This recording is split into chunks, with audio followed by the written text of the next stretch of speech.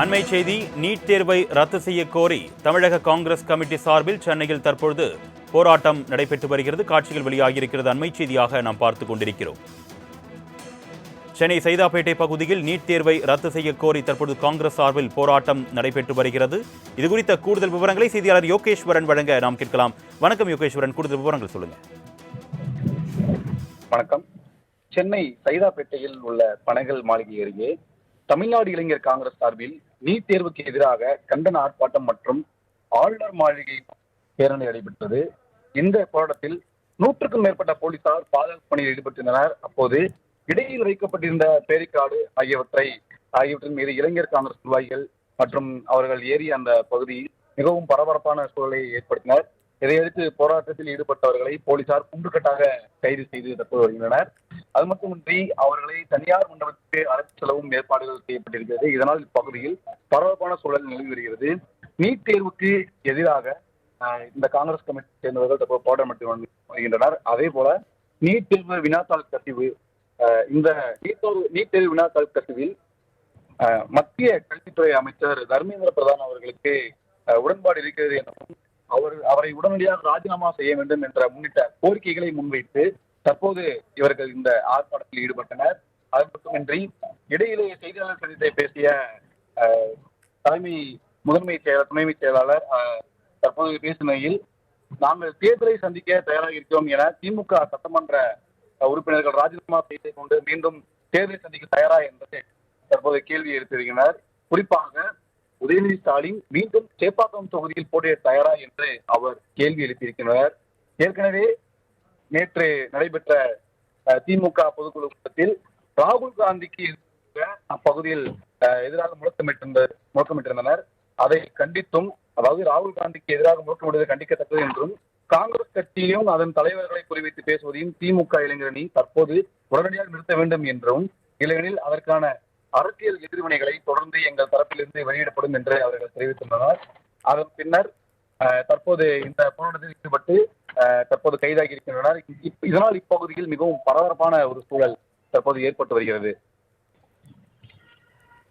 கூடுதல் விவரங்களுக்கு நன்றி யோகேஸ்வரன்.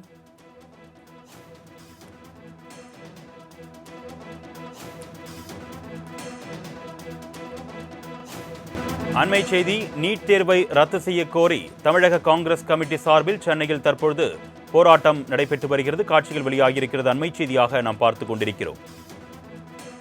சென்னை சைதாப்பேட்டை பகுதியில் நீட் தேர்வை ரத்து செய்ய கோரி தற்பொழுது காங்கிரஸ் சார்பில் போராட்டம் நடைபெற்று வருகிறது. இதுகுறித்த கூடுதல் விவரங்களை செய்தியாளர் யோகேஸ்வரன் வழங்க நாம் கேட்கலாம். வணக்கம் யோகேஸ்வரன், கூடுதல் விவரங்கள் சொல்லுங்க. வணக்கம்.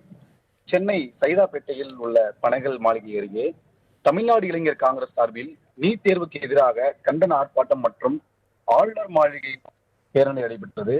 இந்த போராட்டத்தில் 100க்கும் மேற்பட்ட போலீசார் பாதுகாப்பு பணியில் ஈடுபட்டிருந்தனர். அப்போது இடையில் வைக்கப்பட்டிருந்த பேரிக்காடு ஆகியவற்றின் மீது இளைஞர் காங்கிரஸ் நிர்வாகிகள் மற்றும் அவர்கள் ஏறிய அந்த பகுதியில் மிகவும் பரபரப்பான சூழலை ஏற்படுத்தினர்.